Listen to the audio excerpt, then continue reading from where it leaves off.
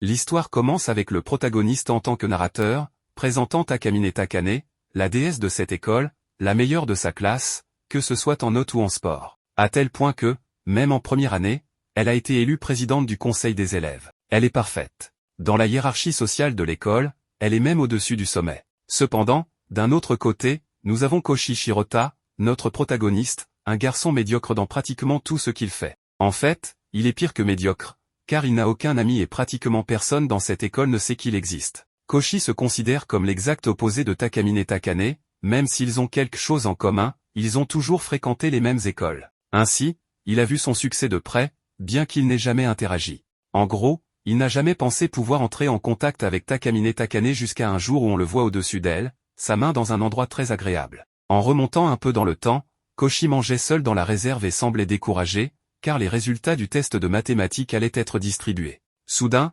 Takamine Takane est entrée elle aussi et a bientôt commencé à enlever ses vêtements. Même en essayant de rester fort, il n'a pas pu résister et a jeté un coup d'œil. Mais au-delà d'être émerveillé par ce qu'il voyait, il a remarqué quelque chose d'étrange, elle enfilait son haut, ce qui signifiait, est-ce qu'une personne aussi parfaite qu'elle pouvait oublier son soutien-gorge avant de quitter la maison? Je ne sais pas, mais ça ne semblait pas être une préoccupation pour Koshi. Pendant le cours, il ne pouvait s'empêcher de penser à ses melons jusqu'à ce qu'il reçoive son test et obtienne une très agréable surprise, il avait eu 52. Ce qui voulait dire que ce n'était pas une note éliminatoire, contrairement à ce qu'il pensait. Cependant, alors que certains célèbrent d'avoir obtenu un peu plus de la moitié, d'autres visent la perfection. Takamine Takane n'était pas du tout satisfaite d'avoir eu 98, et tout le monde a commencé à commenter à quel point c'était étrange, car elle n'avait jamais eu moins que la note maximale. Ainsi, furieuse, Takamine Takane a enlevé son bas, oui, elle a fait ça devant tout le monde. Après quelques effets visuels, le protagoniste s'est réveillé comme s'il avait rêvé, mais il a été surpris de voir que sa note était la même que dans le rêve. Cependant, ce qui est encore plus surprenant, c'est que l'avenir de Takamine Takane avait changé et qu'elle avait obtenu la note maximale. Il ne pouvait pas se sortir ça de la tête, d'autant plus qu'il avait vu le corps de la présidente du conseil des élèves. Alors, Koshi est allé dans la salle des filles pour clarifier les choses. Quand il est entré et a mentionné son score de 98, la fille l'a regardé d'un air terrifiant, lui demandant s'il en avait parlé à quelqu'un. Comme le garçon n'a pas un seul ami, bien sûr qu'il n'avait rien dit. Et à sa grande surprise, elle savait aussi qu'il l'avait vu se changer dans la réserve d'éducation physique. Néanmoins, elle est restée calme et a dit que l'attaquer ne servirait à rien. Elle lui a offert un verre d'eau, mais Koshi était si nerveux, craignant qu'elle puisse même l'expulser de l'école, qu'il a fait tomber le verre. Takamine Takane a réussi à l'esquiver, et comme il semblait extrêmement nerveux, elle a décidé de lui donner un exemple de ses pouvoirs. Elle a enlevé son soutien-gorge, et cet effet visuel magnifique est réapparu. Quand il a réalisé ce qui s'était passé, tout avait changé, Takamine Takane était trempée, ses vêtements mouillés. Elle a demandé au protagoniste de la sécher, mais même là, il n'a pas réalisé qu'elle était encore topless. Elle a donc dû être un peu plus agressive, et cette douceur a laissé Koshi perplexe. Puisqu'il ne comprenait pas tout seul, Takamine Takane a décidé d'expliquer, en plus d'être mouillé, son soutien-gorge avait disparu, ce qui signifiait que lorsqu'elle enlève l'un de ses sous-vêtements, elle peut annuler des événements. Et elle avait utilisé son pouvoir pour s'empêcher d'esquiver l'eau. En gros, elle altère le futur, mais à chaque fois qu'elle le fait, ses sous-vêtements disparaissent, et c'est ainsi que ce soutien-gorge a disparu. Cependant, une question restait en suspens, comment la protagoniste se souvenait-elle encore de ce qu'elle avait fait? Elle a alors théorisé que quiconque regarde sa poitrine pourra conserver les souvenirs des événements passés. Même si Koshi ne lui avait rien demandé, Takamine a voulu expliquer une autre théorie sur la manière dont elle a obtenu cette capacité. Elle pense qu'elle possède ce pouvoir parce qu'elle mérite d'être la numéro 1. Elle s'est donc mise à énumérer toutes ses qualités, à parler de sa beauté. Mais Koshi n'écoutait même pas, car tout ce qui l'intéressait, c'était les melons juste devant lui. Takamine a expliqué que malgré tous ses efforts et son talent, il est inévitable de commettre de petites erreurs. Elle a même plaisanté en disant que la vie de la protagoniste était composée à 95% d'erreurs. Koshi ne comprenait même pas la moitié de ce qu'elle racontait et était surtout impressionné par à quel point elle semblait folle. Le pouvoir de Takamine s'est manifesté lorsqu'une petite erreur s'est produite. Elle était alors en 5e année, et déjà la meilleure élève dans tous les domaines, aussi bien scolaires que sportifs. Lors du festival sportif de cette année-là, elle était l'ultime relayeuse de son équipe et n'avait plus qu'une personne à dépasser pour gagner la course. Mais voilà, le bento qu'elle avait mangé un peu plus tôt était avarié, et la douleur à l'estomac lui a coûté la victoire. Elle a fini en larmes, humiliée d'être arrivée seulement 2e. Mais ce n'était pas tout. Takamine a perdu le contrôle de sa vessie sous l'émotion. En retirant son sous-vêtement du bas, quelque chose d'étrange s'est produit, elle tenait soudainement le drapeau de la première place. C'est ainsi qu'elle a compris que retirer sa culotte lui permettait d'annuler certains événements, comme si elle n'avait jamais mangé ce bento avarié. Pour Takamine, ce pouvoir s'est donc manifesté parce qu'elle est une personne digne d'être numéro 1 et doit toujours rester à cette place. Malgré toute cette explication, Koshi ne comprenait toujours rien. Il n'en a tiré qu'une seule conclusion, Takamine faisait partie de ces personnes avec qui il valait mieux ne pas s'impliquer. Mais il y avait une raison pour laquelle elle lui révélait tout cela. À chaque utilisation de son pouvoir, ses sous-vêtements disparaissent, ce qui signifie qu'elle doit se changer à chaque fois. Cela l'oblige donc à toujours transporter des vêtements de rechange et lui fait courir le risque que quelqu'un la surprenne en train de se changer, comme Koshi l'a fait. C'est laquelle lui a fait une proposition irrésistible, devenir son garde-robe. En d'autres termes, elle voulait un esclave personnel qui la suivrait partout pour l'aider à se rhabiller dès que nécessaire. Et puisque Koshi était le seul à comprendre son pouvoir, il était le candidat parfait. Koshi ne voyait aucun avantage dans cette proposition. Alors, Takamine lui a balancé qu'il était une personne insignifiante, mais que s'il acceptait, il deviendrait unique à ses yeux. Le pauvre garçon savait bien qu'une femme narcissique comme elle était synonyme de problème, alors il a tenté de prendre la fuite. Mais Takamine ne comptait pas le laisser partir aussi facilement. Lorsqu'elle l'a arrêté, ils sont tombés au sol ensemble. Puis, elle a changé de stratégie. Avec sa main sur ses melons, Koshi a cru qu'il allait être récompensé pour ce service. Mais il ne pouvait pas être plus loin de la vérité. Soudain, Takamine a poussé un cri strident. Plusieurs étudiants ont accouru dans la salle, l'ont dégagé d'elle, puis ont appelé la police. Pour empirer les choses, Takamine a déclaré à tout le monde que Koshi l'avait attaqué. C'est là qu'il a tout compris, puisqu'il refusait d'être son garde-robe, elle comptait ruiner sa vie. Il n'avait plus le choix, soit il acceptait, soit il finissait arrêté. Désespéré, Koshi a supplié Takamine d'utiliser son pouvoir pour effacer cet incident. Takamine lui a alors fait jurer qu'il ferait ce qu'elle voulait. Il n'en revenait pas de se retrouver dans une telle situation.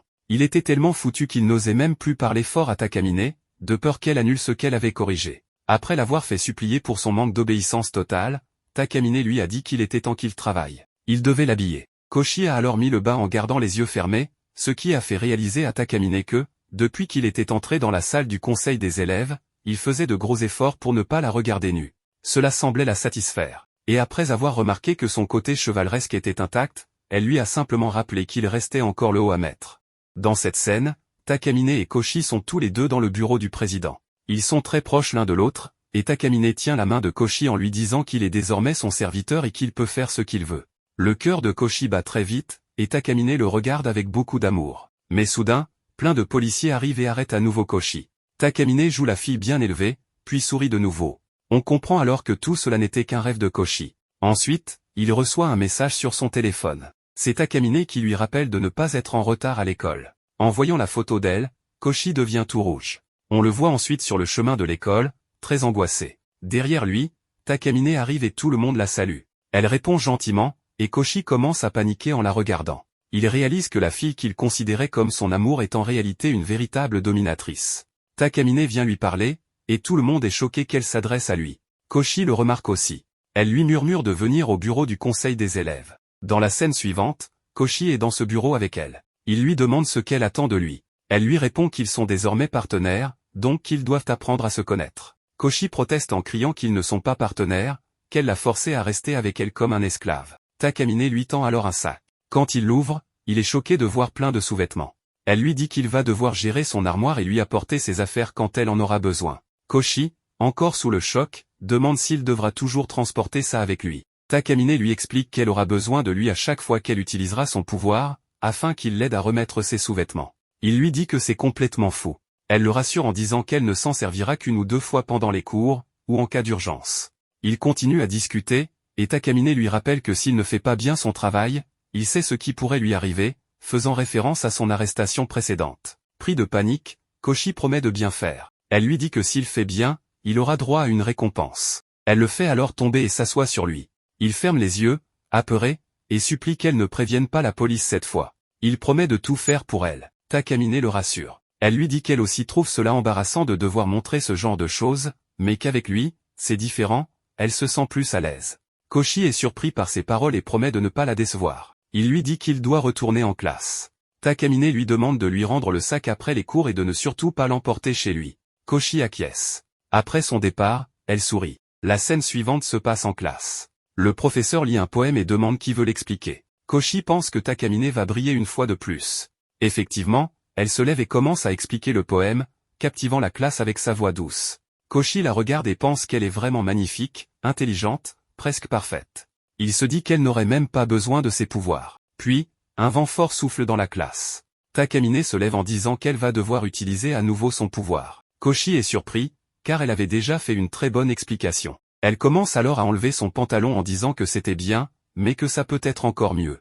On voit ensuite des images symboliques, comme un papillon et un réveil. Le temps remonte alors en arrière. Le professeur repose la même question. Cette fois, Takamine refait son explication, et tous les élèves sont transportés par ces mots. Ils ressentent profondément le poème. À la fin, la classe applaudit chaleureusement. Koshi est ébahi par tant de perfection. Takamine lui sourit, satisfaite d'avoir amélioré sa performance. Elle cherche visiblement à toujours faire mieux, même quand c'est déjà excellent. Koshi se demande alors si elle va continuer à utiliser son pouvoir encore et encore. C'est à ce moment-là que Takamine lui lance un petit mot sur un bout de papier. Elle lui dit alors de s'occuper de son travail. En entendant ça, Koshi est littéralement choqué car il avait complètement oublié cette histoire, et il se demande comment il va bien pouvoir lui faire porter ce dessous devant toute la classe. Il ne savait pas du tout quoi faire. Takamine, de son côté, continue à lui faire des signes et lui répète de se dépêcher. Littéralement, elle commence à s'agiter de plus en plus.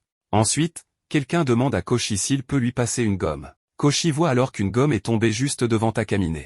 À ce moment-là, il pense que Takamine est vraiment une génie.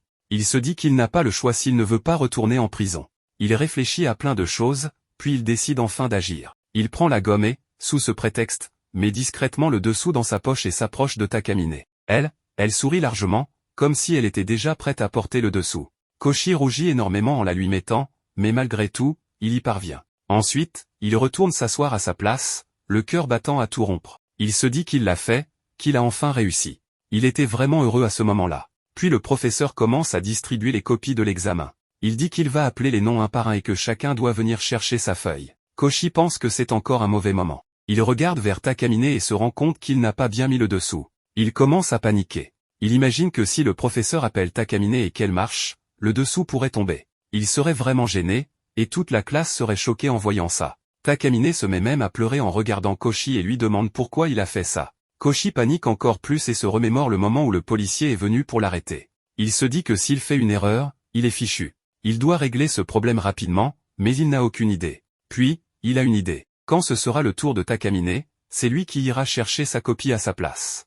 À ce moment-là, il se souvient que Takamine lui avait dit que si quelqu'un d'autre la voyait utiliser son pouvoir, elle se sentirait très gênée. Mais que si c'était lui, ça ne la dérangeait pas du tout. Quand vient le tour de Takamine, Koshi se lève rapidement et va voir le professeur. Celui-ci lui dit qu'il n'est pas Takamine. Et Koshi répond qu'il est venu par erreur. Le professeur lui dit que ce n'est pas grave et qu'il peut prendre aussi sa feuille. Voyant le comportement de Koshi, Takamine commence à sourire. Ensuite, Koshi va vers elle, et elle le remercie. Koshi lui dit qu'elle n'a pas besoin de le remercier, qu'il est son esclave et qu'il doit le faire. Puis il s'éloigne, mais Takamine attrape son pied et lui dit qu'il n'a pas encore terminé son travail et qu'il doit mettre bien le dessous cette fois. Koshi s'énerve et lui demande si elle est folle, qu'ils sont en classe, qu'il y a plein de monde, et comment elle veut qu'il fasse ça ici. Takamine lui répond qu'il n'a pas vraiment d'autre option. Alors, Koshi s'exécute tant bien que mal. Takamine fait une drôle de tête, et Koshi lui demande si elle va bien, s'il y a un souci. Elle ne dit rien, mais elle rougit beaucoup. On passe ensuite à une scène dans la salle du conseil. Koshi lui demande d'arrêter de lui faire ce genre de truc. Takamine lui répond qu'elle voulait juste le tester pour voir comment il réagirait dans cette situation. Puis elle s'excuse et lui dit qu'elle a entièrement confiance en lui, qu'il ne ferait jamais rien de mal. Elle lui demande alors pourquoi elle a essayé de le sauver à ce moment-là, pourquoi il a mis le dessous correctement. Et il répond que c'est peut-être parce qu'elle lui avait dit qu'elle ne voulait pas que quelqu'un d'autre voie ses sous-vêtements. Elle lui demande s'il l'a protégée pour cette raison. Koshi pense qu'elle a deviné ça, mais il ne dit rien. Il répond simplement qu'il l'a sauvée juste pour éviter qu'elle le balance à la police. Takamine dit qu'elle ne croit pas vraiment à cette excuse, mais que si c'était pour lui faire plaisir, alors merci beaucoup. À ce moment-là, son visage est vraiment trop mignon. Un autre jour, le professeur demande à Takamine de ramasser les devoirs et de les lui apporter dans la salle de préparation. Ensuite, Takamine dépose tous les devoirs et va les ranger. Puis, les autres élèves arrivent et lui demandent s'il a besoin d'aide. Koshi pense alors que Takamine est vraiment très populaire. Takamine confirme qu'elle a effectivement besoin d'aide. Elle mentionne le nom de Koshi et utilise ensuite son pouvoir. Un papillon apparaît dans les airs. Ensuite, on revient dans le passé. Tous les élèves proposent encore leur aide à Takamine. Koshi se rappelle que Takamine lui a bien dit qu'il devrait faire tout son travail. Il va donc vers elle et lui demande s'il peut l'aider. Dans la scène suivante, Takamine lui dit qu'elle le laisse tranquille cette fois, mais qu'elle ne le ratera pas la prochaine. Elle lui dit aussi de prendre soin de lui. Koshi lui fait boire la même boisson et s'excuse. Il dit qu'il s'y est habitué. En gros, tous les élèves veulent aider Takamine, mais elle demande toujours l'aide de Koshi. Elle lui dit encore une fois de faire attention à lui, puis lui demande de la suivre. En marchant, beaucoup de gens viennent aider Takamine. Koshi pense qu'elle est vraiment très populaire, mais elle les rejette tous et continue son chemin. Takamine commence à parler avec tout le monde, notamment le président du club de baseball. Koshi est impressionné par sa popularité. Takamine lui demande ce qu'il devra faire quand elle aura un travail. Il répond qu'il devra la suivre et l'aider. Takamine lui dit que c'est une très bonne réponse. Koshi lui fait remarquer qu'elle doit avoir beaucoup de problèmes à force de rejeter tout le monde. Takamine répond qu'elle ne demande pas d'aide parce qu'elle est une très bonne présidente. Elle commence à se vanter. Koshi lui demande si elle connaît le visage et le nom de tous les élèves. Takamine confirme qu'elle est une présidente parfaite, que tout le monde connaît son nom et son visage, alors elle doit aussi connaître ceux des autres. Elle dit qu'elle doit être parfaite, et que personne ne devrait lui ressembler dans ce monde. Elle recommence à exagérer ses qualités. Ensuite, elle continue son chemin. Koshi dit qu'il ressent beaucoup de jalousie, car elle est populaire et travaille dur pour rester parfaite. Takamine commence alors à parler des faiblesses de Koshi. Elle en énumère tellement que Koshi se sent honteux. Il lui demande pardon et la supplie d'arrêter de parler de tout ça. Il lui demande aussi si elle connaît les histoires personnelles de tous les élèves. Takamine se met en colère et lui demande s'il pense qu'elle ne fait que le critiquer. Elle lui dit de contrôler sa colère. Koshi s'excuse à nouveau. Takamine continue à parler de ses défauts. Puis, elle lui demande ce qu'il pense vraiment d'elle. Elle lui pose plusieurs questions, mais Koshi rougit et ne répond rien. Il s'éloigne. Takamine lui donne un coup de pied et lui demande ce qu'il ferait si elle lui donnait la liberté de faire ce qu'il voulait. À ce moment-là, Takamine est très proche de Koshi. Il dit qu'il veut devenir son esclave. Son cœur bat très vite. Takamine commence à déboutonner sa chemise. Koshi refuse. Il se demande si elle plaisante ou si elle est sérieuse. Il lui dit que pour faire cela, ils doivent déjà sortir ensemble. Takamine éclate de rire et lui répond qu'elle plaisantait, qu'elle voulait juste voir sa réaction. Elle lui demande ensuite s'il pense qu'ils sortiront un jour ensemble. Koshi, pris de court, lui dit qu'il ne s'attendait pas du tout à ça. Ils descendent les escaliers, mais Koshi glisse et tombe sur Takamine. Lorsqu'il rouvre les yeux, il se retrouve à l'infirmerie, allongé sur les genoux de Takamine. Elle lui explique qu'il est tombé violemment, qu'elle a utilisé son pouvoir, et qu'il a été sauvé de justesse. Koshi la remercie. Takamine l'aide à se relever et lui dit de se reposer. Elle ajoute qu'il a refusé son offre, qu'il est lâche, inutile, mais aussi très honnête. En entendant cela, Koshi rougit profondément. Il aime entendre ce genre de choses venant d'elle. Ce jour-là, il devait avoir un cours de sport où il fallait courir, mais le cours est déjà terminé. Koshi est un peu triste, il voulait courir avec quelqu'un, mais il ne reste plus personne avec qui le faire. Dans la scène suivante, Takamine commence un cours de sport supplémentaire. Elle déclare qu'aujourd'hui encore, elle va leur apprendre quelque chose et les aider à améliorer leur posture. Après avoir entendu cela, tous les garçons sont très enthousiastes. La course commence. Tous les garçons courent très bien, sauf Koshi, dont la performance est catastrophique. Takamine lui demande comment il peut courir aussi mal, et avec une posture aussi médiocre. Elle lui dit de bien écouter ce qu'elle va lui dire. À ce moment-là, Takamine est très proche de Koshi, ce qui le fait énormément rougir. Elle lui dit qu'il doit terminer la course en 30 minutes. Koshi accepte, par peur. Takamine insiste, il doit absolument le faire. Puis elle utilise à nouveau son pouvoir. Le papillon et l'horloge réapparaissent. On revient dans le passé, au point de départ de la course. Takamine, très en colère, répète que la course doit être finie en 30 minutes, quoi qu'il arrive. Koshi accepte à nouveau, toujours par peur, et commence à courir. Très vite, il est épuisé. Il pense qu'il n'y arrivera pas, mais Takamine, sur un vélo, suit le groupe et encourage tout le monde. Koshi remarque alors que Takamine ne porte pas de dessous, elle l'a retiré en utilisant son pouvoir. Choqué, Koshi pense qu'il ne peut pas laisser les autres la voir dans cet état. Il se dit qu'il doit la protéger, et qu'il doit à tout prix lui faire remettre son pantalon. Motivé par cette pensée, il se met à courir très vite et finit la course avec 30 minutes d'avance. Il devient ainsi le gagnant de la course. Ensuite, il fait ce qu'il avait à faire. Takamine lui dit qu'elle le suivait à vélo pour s'assurer que personne ne se blesse. Elle lui demande ce qu'il en pense. Koshi lui répond qu'il est très fatigué, qu'il ne pensait pas pouvoir finir la course, mais qu'il l'a fait, et qu'il se sent bien. Takamine lui dit qu'elle ne parlait pas de ça, mais du fait qu'il a terminé premier en moins de 30 minutes. Elle ajoute qu'elle sait qu'il a remarqué quelque chose. Elle lui demande s'il va le dire maintenant. Koshi avoue qu'il ne voulait pas que les autres découvrent ce détail à propos d'elle. Il voulait simplement la protéger. Il dit qu'il est très content. Takamine, touchée, lui répond qu'elle aussi est heureuse d'entendre ça. Elle annonce qu'elle rentre chez elle, et lui dit d'en faire autant. Plus tard, on voit Koshi chez lui. Par erreur, il a emporté le sac contenant les dessous de Takamine. Il se dit qu'il le lui rendra demain à l'école. Mais il commence à penser à autre chose et essaie d'ouvrir le sac. À ce moment-là, il reçoit un appel de Takamine. Elle lui demande s'il n'a rien oublié. Koshi s'excuse. Takamine lui dit qu'elle n'a que ses dessous de sport, puis elle raccroche. Il pense alors que Takamine veut qu'il lui apporte ce dessous. Il se dit qu'il va les lui rapporter, étant donné qu'elle n'est pas loin de chez lui. Mais ensuite, il comprend qu'il s'agit d'un test, et malgré le fait qu'il soit sa garde-robe, il décide de ne pas aller le voir. Takamine lui envoie une photo d'elle en tenue, et sans aucun dessous. Elle ne porte rien. Elle dit qu'elle part courir. Koshi, très inquiet, ne sait pas quoi faire. Takamine lui envoie encore des photos.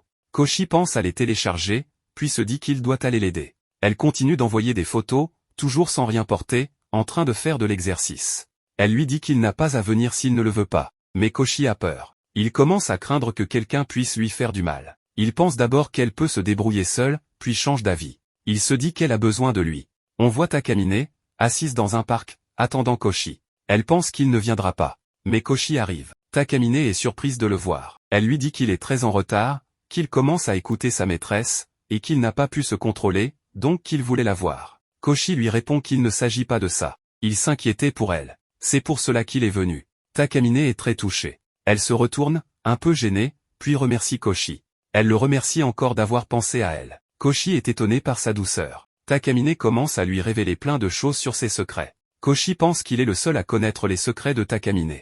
Il commence à se demander pourquoi il ressent cela. Il se dit qu'il est venu exprès pour elle, parce qu'il voulait la voir. Takamine lui confirme qu'il est le seul à connaître ses secrets. Elle lui demande s'il est vraiment inquiet pour elle. Puis elle reprend son sac, et tous deux commencent à rentrer chez eux. Takamine rougit énormément. Ensuite, on voit Takamine participer à une course de natation. Elle domine la compétition avec aisance, remportant la victoire avec grâce et puissance. Tout le monde autour d'elle est impressionné et l'inonde de compliments pour sa performance. Mais un spectateur, Koshi, est plongé dans ses pensées. Il réalise qu'elle affrontait pourtant des athlètes formés à l'étranger, et malgré cela, elle a gagné facilement. Rien que cela en dit long sur son talent extraordinaire. Malgré sa victoire, Takamine ne semble pas totalement satisfaite. En utilisant sa mystérieuse capacité, elle remonte le temps et retourne au point de départ. Cette fois, elle nage à reculons, littéralement. La foule est stupéfaite, et Koshi aussi. Il ne peut s'empêcher d'admirer sa forme et sa silhouette, captivé plus par elle que par la course elle-même. Une fois de plus, elle gagne, et les éloges continuent. Après la course, elle s'approche de Koshi en le taquinant parce qu'il ne lui a pas demandé pourquoi elle avait utilisé sa capacité encore une fois. Elle lui révèle qu'elle savait déjà qu'elle allait gagner, donc elle voulait simplement laisser une impression encore plus forte. Koshi, encore troublé, n'arrive clairement pas à se concentrer sur la compétition. Il est distrait, et ça se voit. Plus tard, Takamine invite Koshi à faire du shopping avec elle. Il ne comprend pas trop pourquoi elle l'a emmené, jusqu'à ce qu'elle commence à essayer des tenues et à lui demander son avis. Naturellement, il est embarrassé, détournant le regard nerveusement alors qu'elle choisit des options audacieuses. Elle prend plaisir à le taquiner, surtout lorsqu'il bafouille en essayant de l'aider à choisir un pantalon. Chaque option qu'il propose le pousse à l'imaginer en train de le porter, et son esprit commence clairement à vagabonder. Elle l'entraîne même dans la cabine d'essayage, le prenant complètement au dépourvu. Elle lui fait remarquer avec désinvolture qu'elle ne porte rien sous la pièce noire qu'elle a déjà enfilée. Koshi, submergé, peine à l'aider à enfiler le pantalon correctement. Il est totalement déstabilisé et finit par s'évanouir de gêne. Alors que le jour décline, Takamine se moque gentiment de sa timidité. Koshi s'excuse, se sentant un peu humilié. Elle lui demande alors pourquoi il avait choisi le pantalon bleu.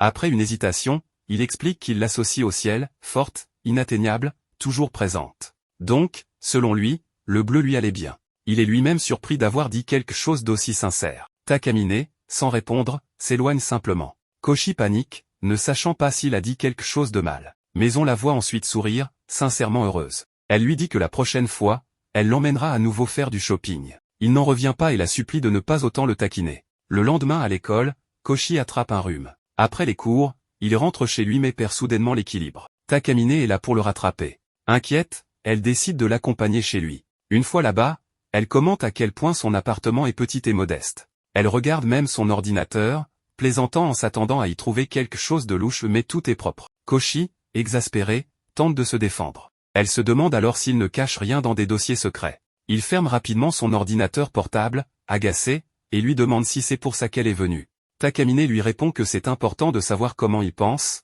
car cela pourrait influencer sa propre vie aussi. Puis elle annonce que pour aujourd'hui, elle est son infirmière, et qu'elle va prendre soin de lui. Elle l'interroge sur ses habitudes alimentaires, et quand Koshi admet qu'il ne mange pas toujours bien, elle décide qu'elle va cuisiner pour lui. Il essaie de l'en empêcher, mais elle insiste. En se dirigeant vers la cuisine, elle se demande en plaisantant si elle ne devrait pas cuisiner simplement en tablier. Cette seule image mentale plonge Koshi dans un tourbillon de confusion. Takamine passe du temps à aider, elle cuisine, fait le ménage, et lui dit même de se reposer correctement. Même si elle s'amuse à le taquiner, Koshi la supplie d'y aller doucement, puisqu'il ne se sent pas bien. Finalement, il lui dit qu'elle devrait rentrer chez elle, pour qu'il puisse se reposer et surtout pour qu'elle n'attrape pas son rhume. Takamine, impressionné, lui répond que c'est un bon argument. Peut-être qu'elle s'est un peu trop emportée. Après cela, elle utilise à nouveau son pouvoir. Soudain, Koshi est renvoyé dans le passé, à un moment calme où Takamine lui avait préparé un repas. Elle avait même laissé une serviette chaude à côté, au cas où il aurait besoin de réconfort. Le soin qu'elle avait mis dans chaque détail était évident. En mangeant, Koshi est submergé, non seulement par la saveur du plat, mais aussi par les souvenirs que cela ravive. Il se rappelle d'innombrables petits moments passés avec Takamine. Allongé dans son lit, toujours plongé dans ses pensées, Takamine entre discrètement dans la chambre pour prendre de ses nouvelles. Voyant qu'il a mangé, elle lui demande comment il se sent. Sans attendre de réponse, elle se glisse dans le lit à ses côtés, le prenant complètement au dépourvu. Pour elle, le fait de rester proche de lui, de partager sa chaleur, peut aider à accélérer sa guérison.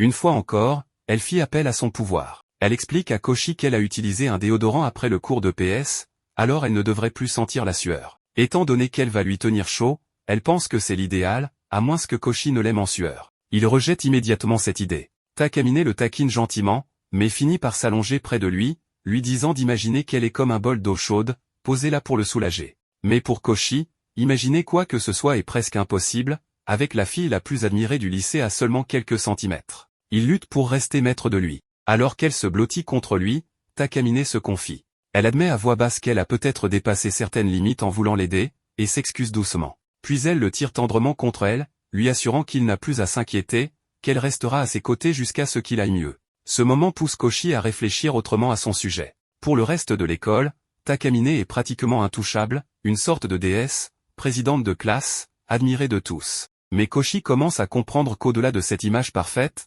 se cache une jeune fille comme les autres, avec des sentiments, des doutes, et une bienveillance qu'elle ne montre pas facilement. Alors que Koshi commence enfin à se détendre et à s'endormir, il lui pose une dernière question, « Pourquoi est-ce que tu fais tout ça pour moi ?» Takamine est prise de court. Elle veut répondre mais s'interrompt. Il s'est déjà endormi. Plus tard, sur le chemin du retour, elle aperçoit des enfants en train de jouer. Cette scène ravive en elle de vieux souvenirs d'enfance. À cette époque, personne ne voulait jouer avec elle, elle était souvent seule. Un jour, sur le chemin du retour, elle était tombée sur un chat errant. Elle l'avait nourri. Et puis, à sa grande surprise, un garçon était apparu. Il ressemblait trait pour trait à Koshi. Lui aussi avait apporté du lait pour le chat. Ensemble, ils avaient partagé un moment calme et plein de sens. De retour dans le présent, ce même chat est toujours avec elle. Il marche à ses côtés alors qu'elle rentre chez elle. Pendant ce temps, Koshi se réveille en pleine nuit. La fièvre ne l'a pas quitté. Mais en regardant la table, il y découvre un plat que Takamine a préparé à l'avance. En mangeant, il ne peut s'empêcher de rougir, repensant à elle, à tout ce qu'elle a fait, et à tout ce qu'elle a dit.